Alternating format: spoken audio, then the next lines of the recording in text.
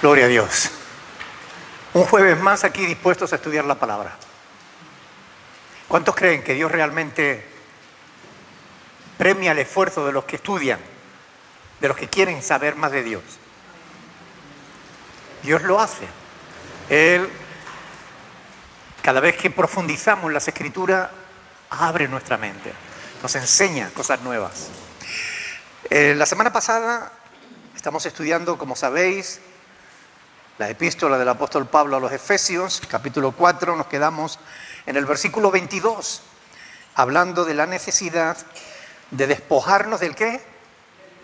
Del viejo hombre, que está viciado conforme a los deseos engañosos. ¿Recuerdan lo que dijimos al respecto de eso? Dijimos, por ejemplo, que no podíamos hacer el bien si primero no nos apartamos del mal, ¿verdad? Y esto es una parte de cómo despojarnos del viejo hombre, apartándonos de las cosas que a Dios no le agradan, dejando de hacer aquellas cosas que forman parte de la antigua vida, de los antiguos patrones de conducta que teníamos antes de conocer a Cristo, ¿verdad? Esa afirmación de que no podremos hacer el bien hasta que no nos apartemos del mal, ¿tiene sustento bíblico o es algo que yo me inventé?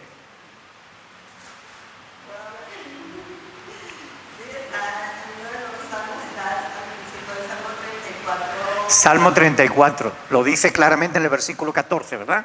Apártate del mal y haz el bien. Busca la paz y síguela. Y eso también está escrito en el 37, 29. Y Pedro también lo dice en 1 de Pedro 3:11. Apartaos del mal y haced el bien. ¿Ok? Porque no se puede tener un pie en el reino de Dios y otro en el reino de las tinieblas. No se puede estar entrando y saliendo de uno y de otro. O pertenecemos a uno o pertenecemos al otro. Pero no podemos estar, como dicen los madrileños, entre Pinto y Valdemoro. O estamos de un lado o estamos del otro. Si quieres disfrutar de la vida en Cristo, debes renunciar a todas aquellas prácticas que a Dios no le agrada.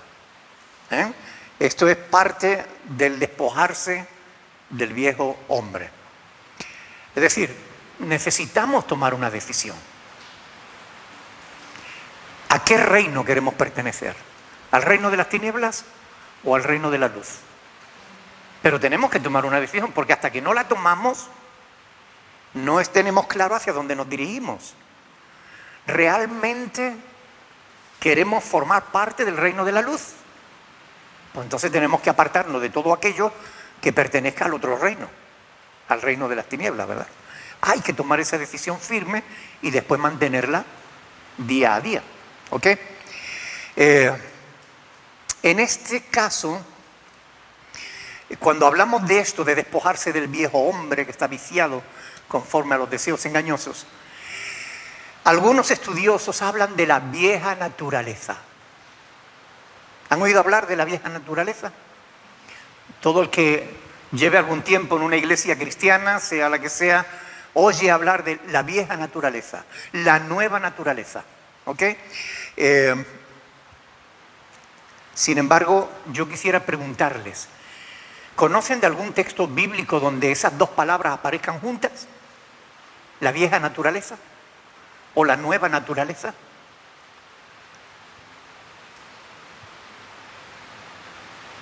Curiosamente no existe en ningún pasaje bíblico eso.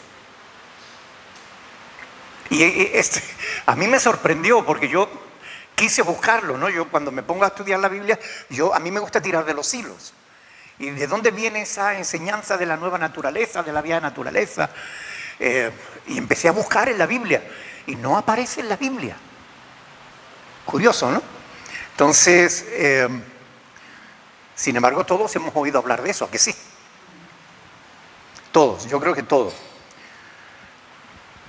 Ni esa expresión, la vieja o la nueva naturaleza, ni lo que implica eso aparecen en la Biblia. Se trata de una doctrina basada en presupuestos que son erróneos.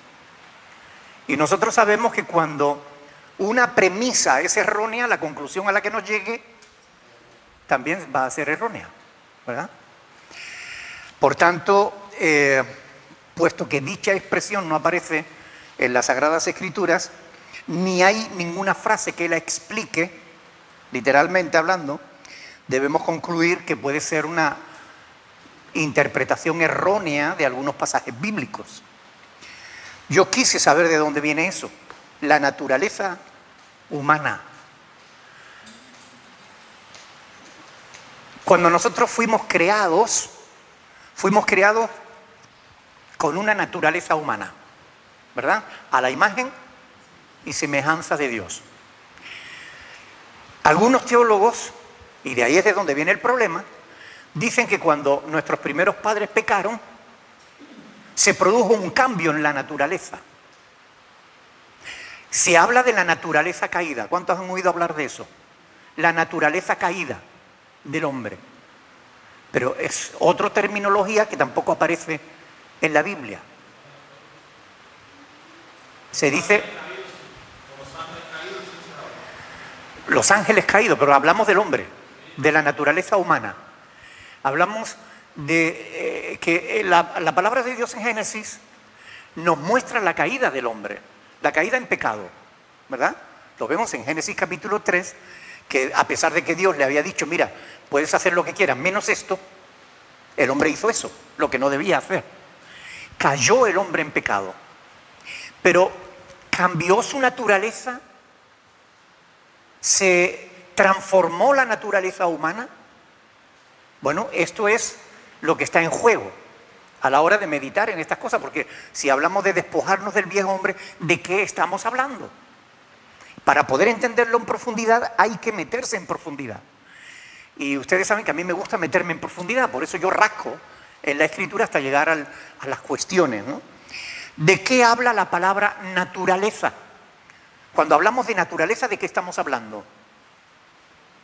¿De la creación? ¿Es cierto? Decimos la naturaleza. Estamos refiriéndonos a lo que Dios ha hecho. Y la pregunta que tenemos que hacernos es, ¿Dios ha hecho algo mal? No. Y esa parte donde dice que cuando el agua del hombre se redujo, ¿Perdón?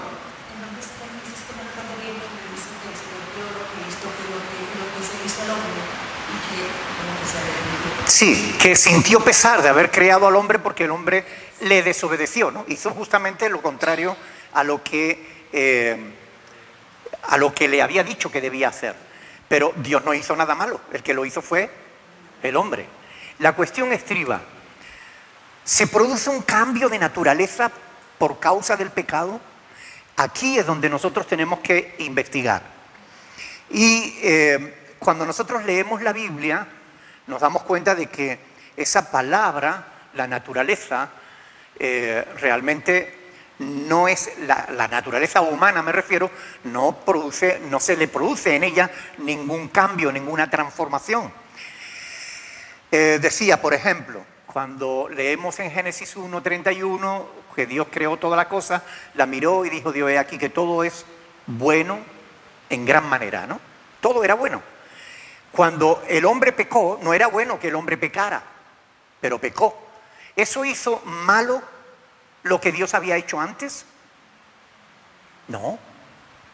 ¿Qué enseña Pablo, por ejemplo, en 1 Tesalonicenses 5:23? Cuando él habla de nuestro ser, dice, todo vuestro ser, espíritu, alma y cuerpo. ¿De qué está compuesto el hombre? Espíritu, alma y cuerpo. Todo vuestro ser sea guardado irreprensible hasta la venida de nuestro Señor Jesucristo. 1 Tesalonicenses 5:23. Nuestro ser fue transformado por causa del pecado. Ahí es donde muchos teólogos dicen que sí, que el ser humano, la naturaleza humana cambió, se estropeó. El hombre, se habla de la naturaleza caída, de la naturaleza estropeada, de que el hombre estropeó la naturaleza de Dios. Bien, Cuando el ser humano pecó, ¿realmente cambió algo en el ser humano? ¿Sí o no? Por la Escritura. Se puede saber por la Escritura. Algunos dicen que cambió la naturaleza humana, se corrompió.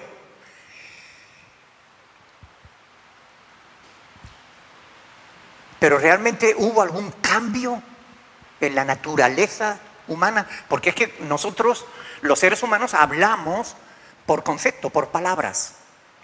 Y el sentido que le demos a las palabras es lo importante para poder comunicarnos. Todos tenemos que estar de acuerdo en qué significa blanco, o qué significa negro, qué significa tableta o madera. Porque si no nos ponemos de acuerdo, tú hablas de una cosa, yo hablo de otra, aunque estemos hablando de lo mismo, ¿verdad? Ahora, cuando hablamos de naturaleza, siempre estamos hablando de lo que Dios ha creado. Y Dios no ha hecho nada malo. Y aun cuando el hombre pecó, no se cambió su naturaleza. Él siguió siendo hombre, siguió siendo ser, cuerpo, alma y espíritu. ¿Qué cambió cuando el hombre peca? Su relación personal con Dios. Eso cambió. La relación que el hombre tenía con su creador se estropeó. El hombre ofendió al creador. Le dio la espalda a Dios. El que se paseaba por el huerto al atardecer, cuando pecó, se escondía de Dios. Le dio miedo de que el creador pudiera castigarlo porque le había desobedecido. Pero cambió algo en su naturaleza. En su naturaleza no. ¿Por qué digo esto? Porque es importante que nosotros entendamos que lo que cambia el pecado no es nuestra naturaleza, es nuestra relación con Dios. La paga del pecado es muerte, mas la dádiva de Dios es vida en Cristo Jesús, Señor nuestro. Es decir, lo que cambia es nuestra relación en torno a Dios. Nuestra relación personal con el Creador. Eso cambia, a eso afecta el pecado. Pero nosotros seguimos siendo hombres o mujeres, seguimos siendo humanos, teniendo cuerpo, alma y espíritu. Nuestro espíritu se murió, podemos decir, porque dejamos de tener relación con Dios cuando el hombre pecó. De hecho, mucha gente nace sin tener una relación personal con Dios. Bueno, no nacemos, sino que conforme vamos creciendo, el ser humano se aleja de su relación con el Creador.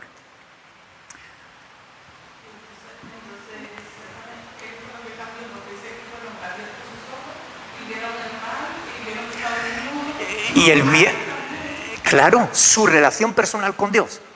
Es decir, ellos ya sabían lo que era bueno y lo que era malo. Lo que pasa es que no sabían que lo sabían. El diablo les convenció de que solamente si comían del árbol podían ellos ser como Dios y entender el bien y el mal. Pero ya Dios se lo había dicho. Haz todo lo que quieras menos esto. Ya ellos sabían lo que era bueno y sabían lo que era malo. Ya ellos eran como Dios, habían sido creados a la imagen y semejanza de Dios. Lo que pasa es que el diablo les convenció de lo contrario. ¿Qué os ha dicho Dios eso? No, lo que pasa es que Dios sabe que el día que tú comas vas a ser como Él, sabiendo el bien y el mal. Ya ellos sabían el bien y el mal. El diablo les mintió, les convenció de una mentira y les apartó del Creador. Eso es lo que se transformó ahí, la relación personal del hombre con su Creador. ¿Por qué esto es importante? Miren, porque si decimos que nuestra naturaleza, que nacemos en una naturaleza pecaminosa, en una naturaleza que nos lleva al mal, ¿qué culpa tenemos nosotros si pecamos? El que nos hizo así, ¿o no? Estamos culpando a Dios de nuestros pecados al decir que nacemos con una naturaleza caída. Pero no es verdad. Nacemos con una naturaleza perfecta. Lo que pasa es que el mundo nos arrastra al pecado, a la maldad, a alejarnos de Dios. Yo creo que eso es lo que está llevando a la poca relación con Dios, porque es lo que está llevando a la tanta distorsión, ¿no? Porque ya no saben si son hombres o mujeres, y ahí es donde no saben que en realidad respeta esa creación. Cuanto más lejos está el ser humano de Dios, tanto más se pervierte su corazón. Miren, La palabra de Dios dice en Romanos 3:23 que por cuanto todos pecaron y están destituidos de la gloria de Dios.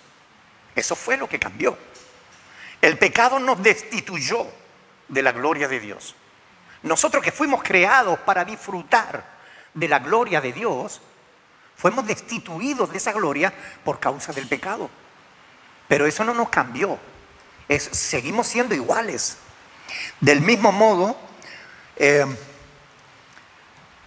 cuando se dice que nosotros morimos al pecar, hay que entenderlo en lenguaje figurado, no en lenguaje literal. Cuando Pablo dice que estábamos muertos en nuestros delitos y pecados, es un lenguaje figurado. Interpretarlo de manera literal nos lleva a la locura. Porque en ese mismo texto de Efesios capítulo 2, Pablo dice, en los cuales anduvisteis en otro tiempo. ¿Cómo podíamos andar si hubiéramos estado muertos? Se habla de nuestra relación personal con Dios. Eso es lo que el pecado afecta, no nuestra naturaleza.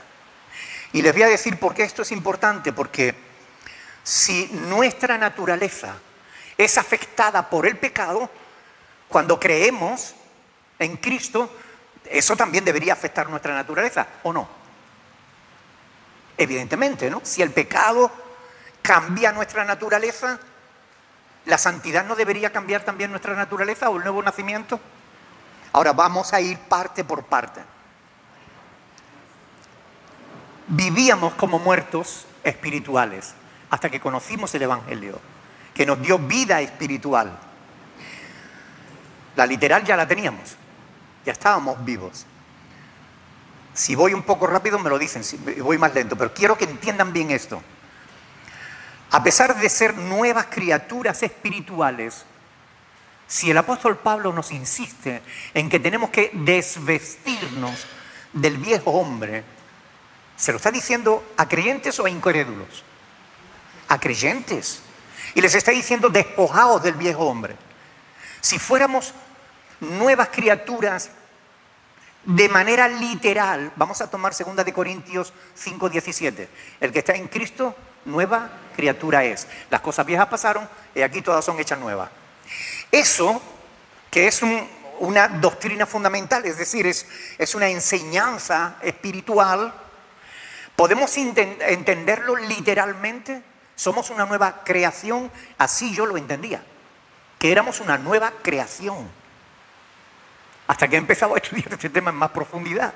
Y me doy cuenta de que somos nuevas criaturas en el sentido figurado de la palabra. Es decir, es como que nacemos de nuevo. El nuevo nacimiento es también figurado.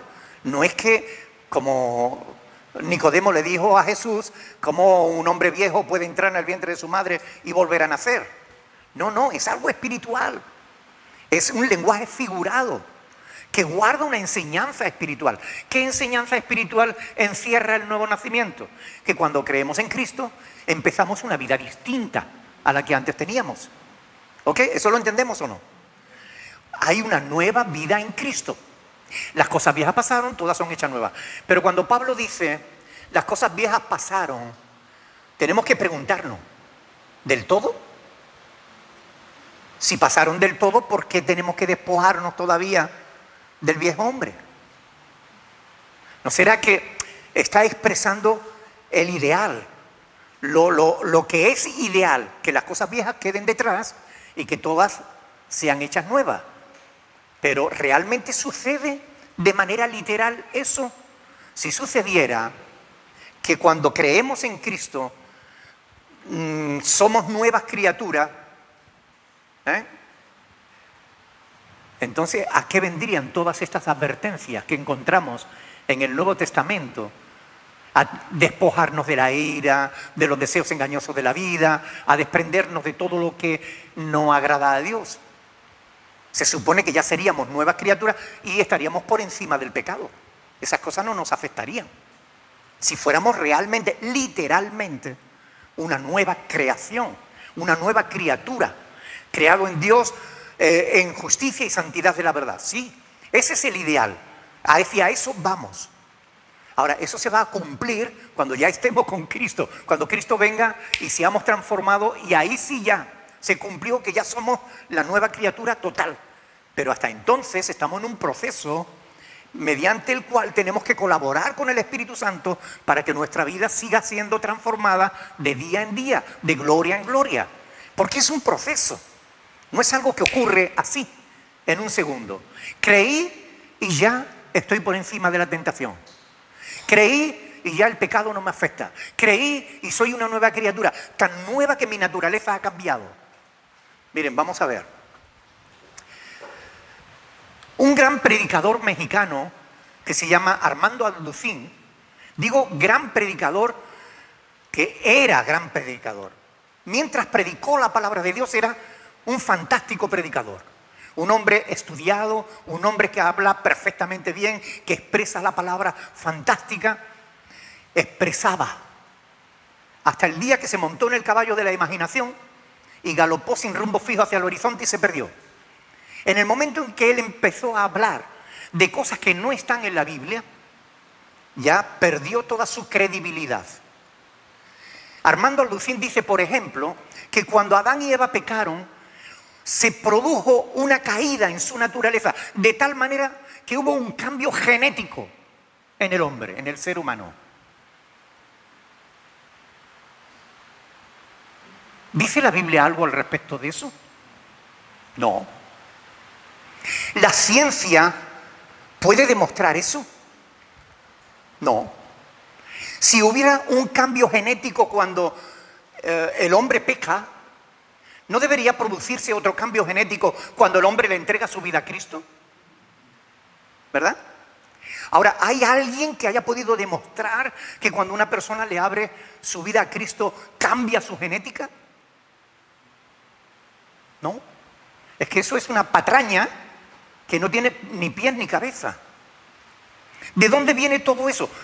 Como siempre, tenemos que tirar del hilo y vamos a la Iglesia Católica que nos habla del pecado original, de la caída del hombre, de la naturaleza caída, y tiramos de la Iglesia Católica y llegamos a Agustín de Hipona, que es el causante de todas estas falsas doctrinas que se han infiltrado también dentro de las iglesias evangélicas a través de las iglesias reformadas, a través de los escritos de los reformadores.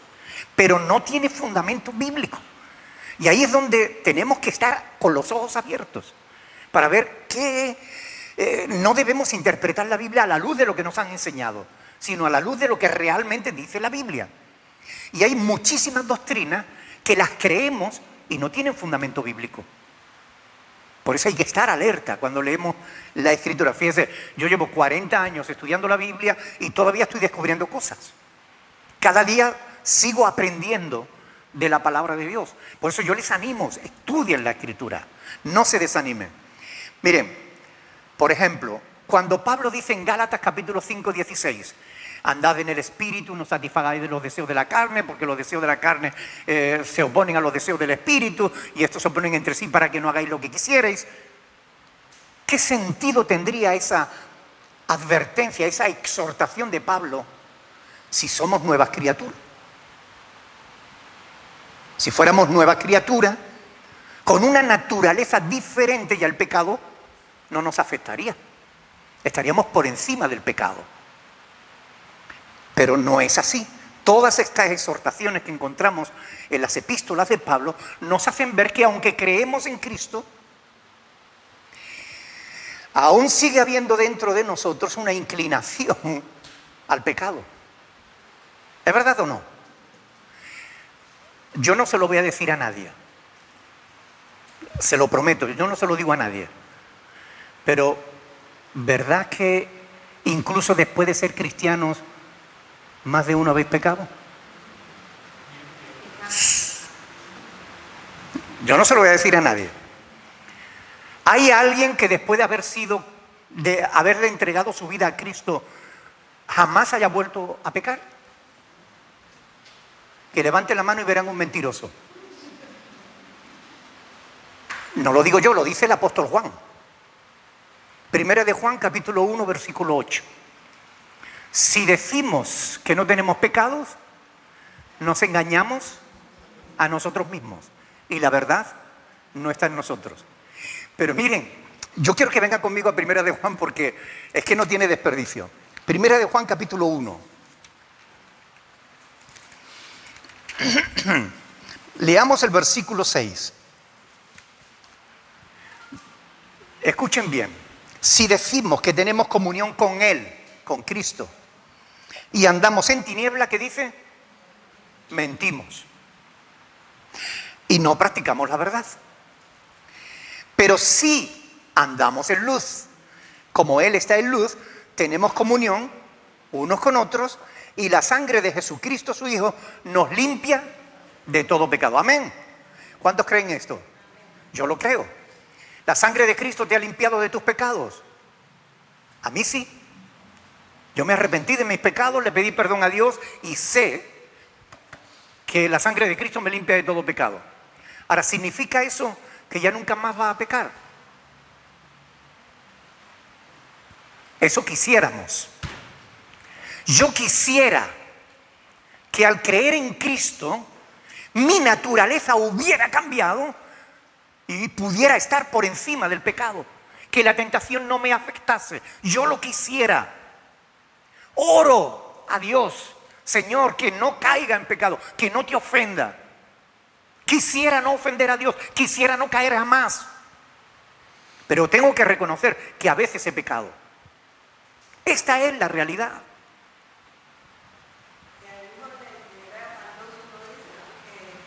Ahí vamos.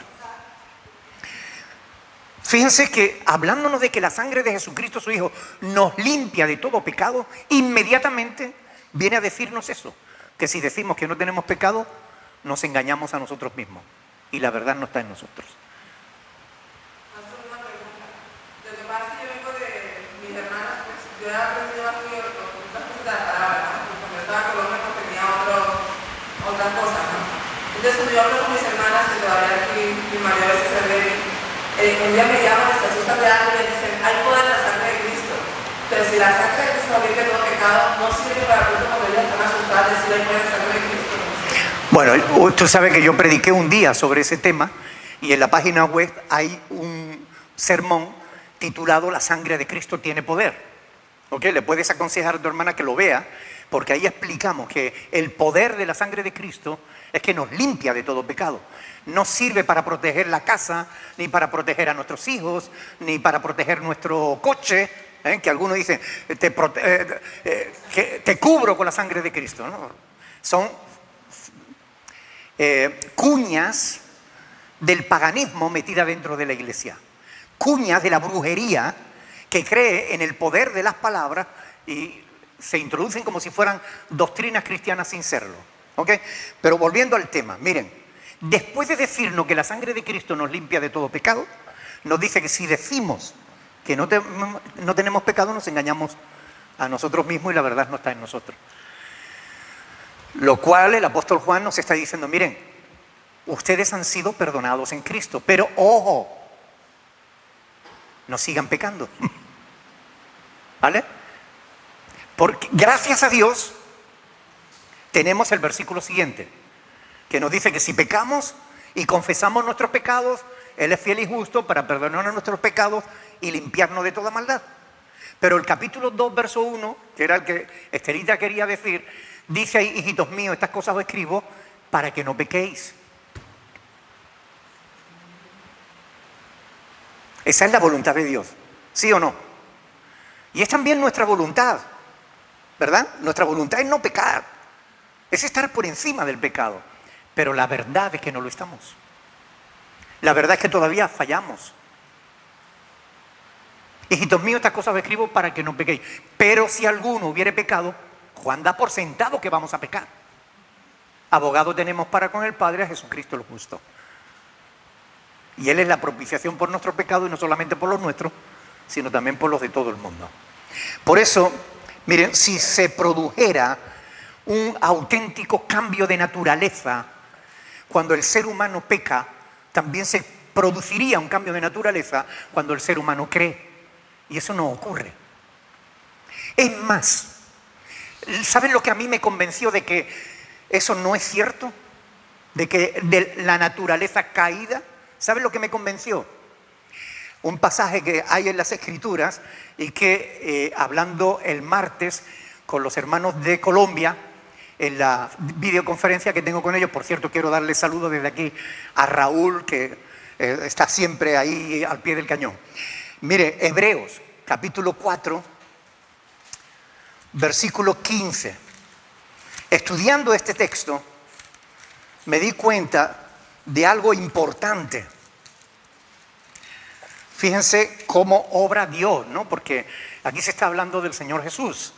Se dice, Hebreos capítulo 4, versículo 15, dice, porque no tenemos un sumo sacerdote que no pueda compadecerse de nuestras debilidades, sino uno que fue tentado en todo, según nuestra semejanza, pero sin pecado. No ven la asociación, ¿verdad? Yo os la explico. Si el ser humano, la naturaleza del ser humano hubiera cambiado por causa del pecado, cuando Cristo se hizo hombre,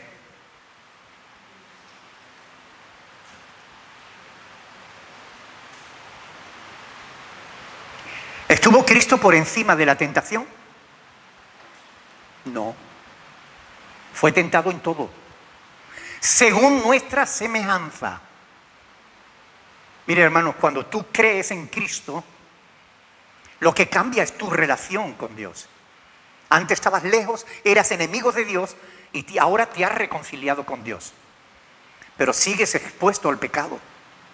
Cristo mismo, cuando se hizo hombre, no estuvo por encima del pecado. No estuvo por encima de la tentación, perdón, por encima del pecado sí. No estuvo por encima de la tentación. Él fue tentado en todo, mas sin pecado. Si fuera nuestra naturaleza transformada por el pecado, lo sería también al creer en Jesús. Y cuando Cristo se hace semejante a nosotros, Él mismo se somete a la naturaleza humana, no naturaleza caída, naturaleza humana.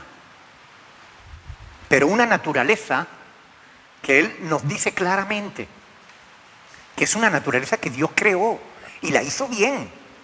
Somos nosotros los que caímos en pecado. Y cuando caímos en pecado, nuestra naturaleza no cambió, cambió nuestra relación personal con Dios. Y cuando creímos, tampoco cambió nuestra naturaleza. Lo que cambió fue nuestra relación personal con Dios. De estar lejos, fuimos hechos cercanos por la sangre de Cristo. Y esto es importante para que entendamos el porqué de todas esas advertencias, todas esas exhortaciones que encontramos en las Sagradas Escrituras. Fíjense en Pedro, un poco más adelante, segunda de Pedro capítulo 1. Segunda de Pedro capítulo 1. Vamos a leer versículos del 3 al 4. Segunda de Pedro capítulo 1, del 3 al 4.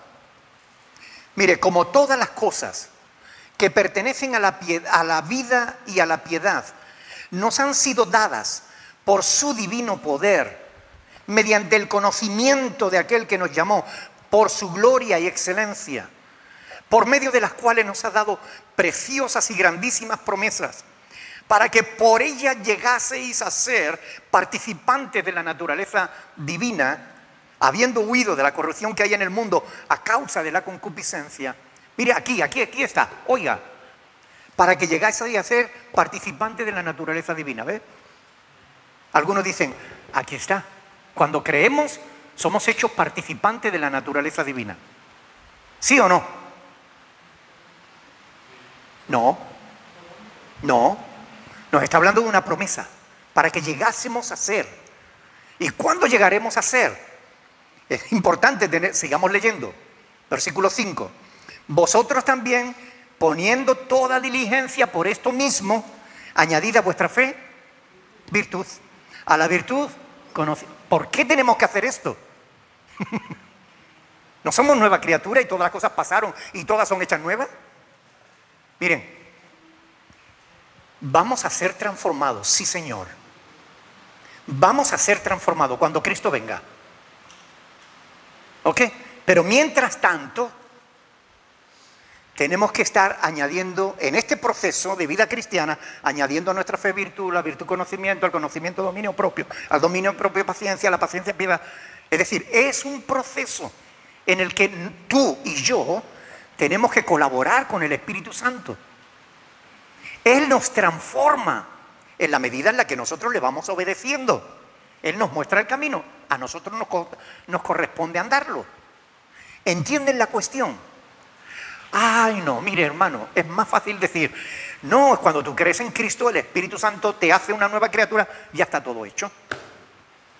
Y el calvinista se queda tan pancho, diciendo, mire, soy una nueva criatura, no me puedo perder, ya no tengo más nada que hacer.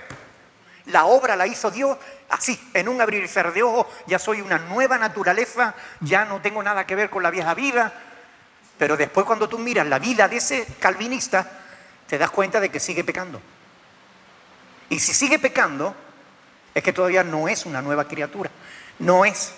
Es decir, es una nueva criatura en el sentido que ha empezado una vida nueva, pero no ha cambiado su naturaleza, como él dice. Hay una parte de la Biblia donde dice que si permaneciera hasta aquí, que si se basara. Ajá, Mateo 24:13.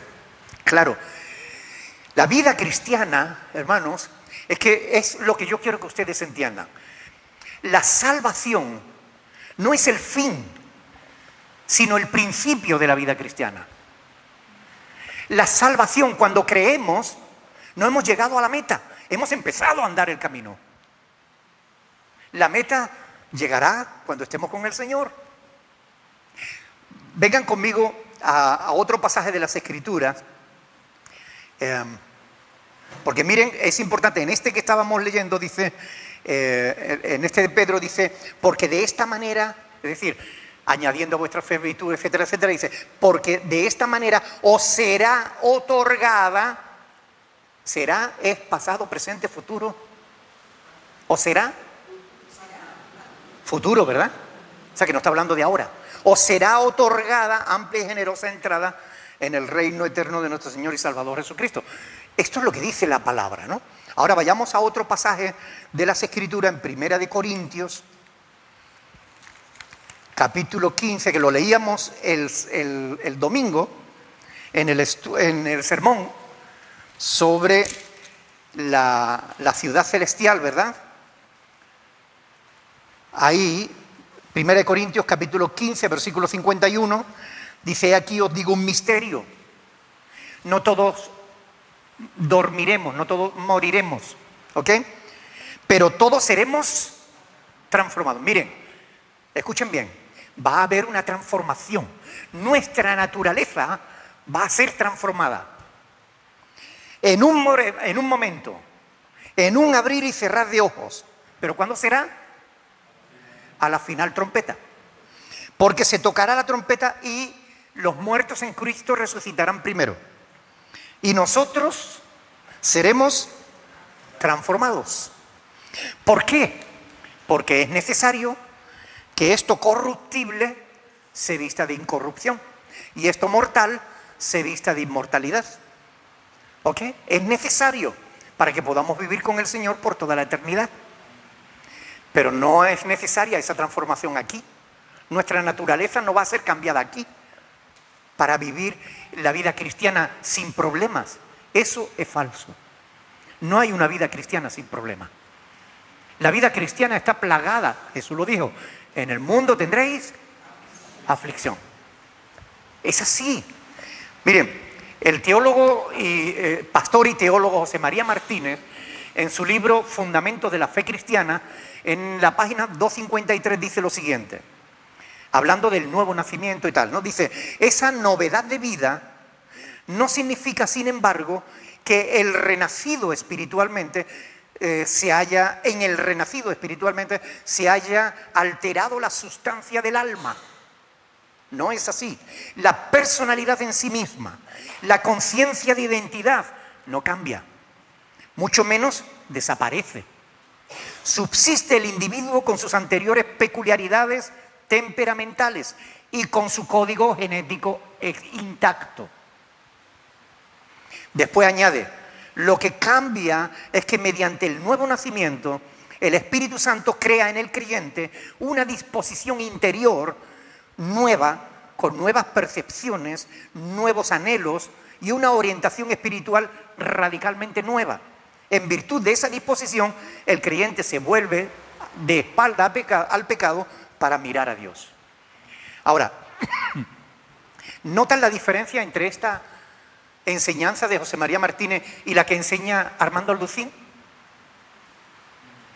Armando Alducín dice que se produce un cambio genético. José María Martínez dice que no. Es más, tu personalidad sigue siendo la misma.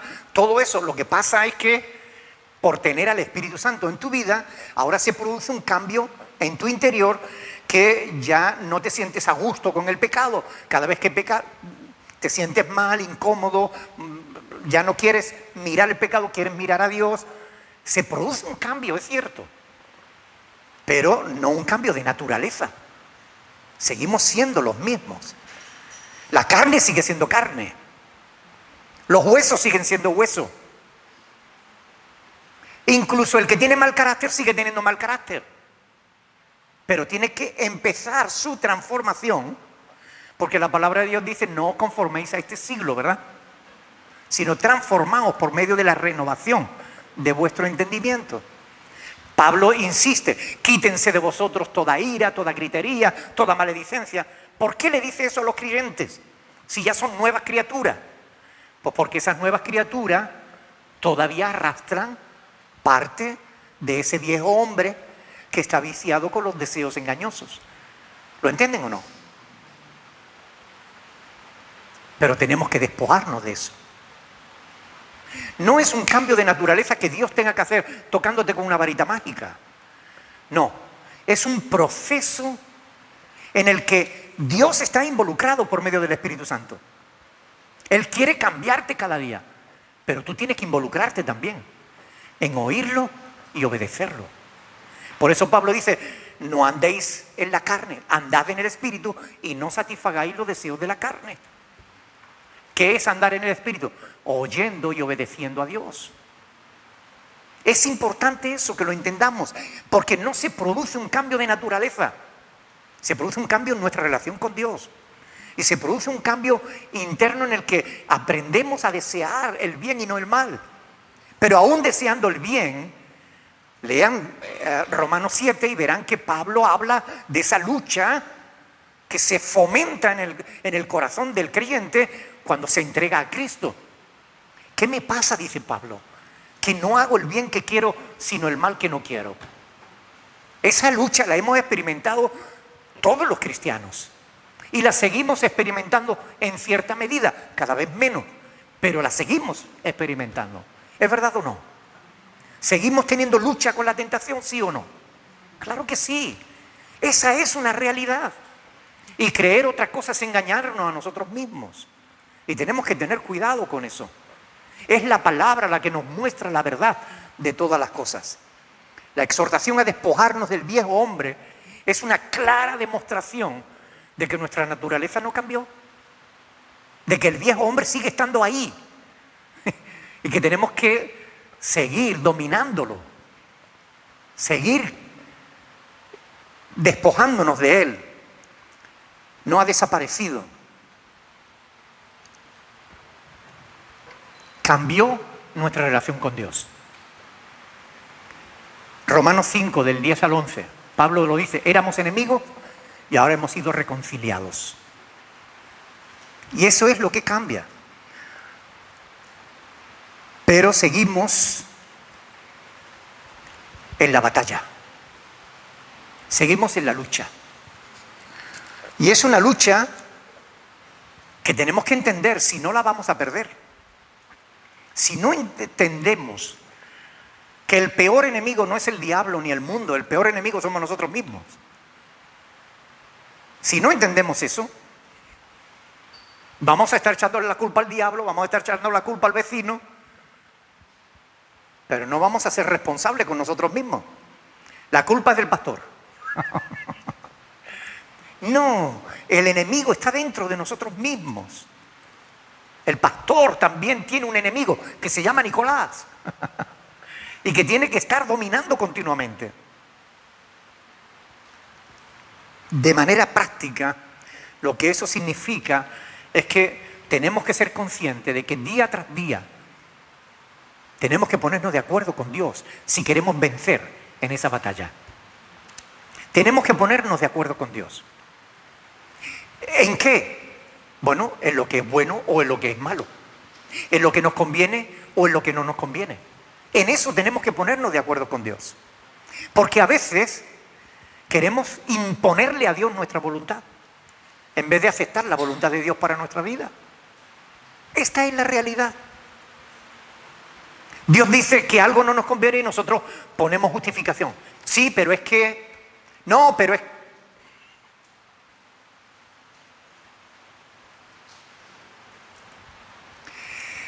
¿Por qué se nos advierte de todas estas cosas? Porque si decimos que no tenemos pecado, nos engañamos a nosotros mismos. Aún así, somos llamados a vivir no en nuestros deseos carnales, sino en la voluntad de Dios. Ese es el llamado. Si fuéramos nuevas naturalezas, estaríamos por encima de todo, no tendríamos problemas, no nos afectaría. Una vez oí a alguien decir eso. No, a mí el pecado no me afecta. No, a mí la tentación no me... No tardó mucho en caer. Porque todo el que cree que está por encima del pecado se engaña a sí mismo. Si ni Cristo estuvo por encima de la tentación, ¿cómo decir a alguien, no, a mí ya la tentación no me afecta? Se engaña a sí mismo. Bien, lo dejamos aquí porque ya no me da tiempo de más.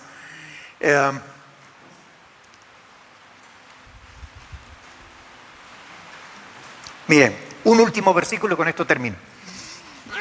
Segunda de Corintios, capítulo 5, versículo del 14 al 15. Segunda de Corintios, capítulo 5, del 14 al 15. Porque el amor de Cristo nos constriñe pensando esto, que si uno murió por todos, luego todos murieron, y por todos murió, para que los que viven ya no vivan para sí, sino para aquel que murió y resucitó por ellos. Aún entendiendo que somos nueva criatura en el lenguaje figurado de la palabra de Dios, es evidente que somos exhortados a no vivir para nosotros mismos, sino para Cristo.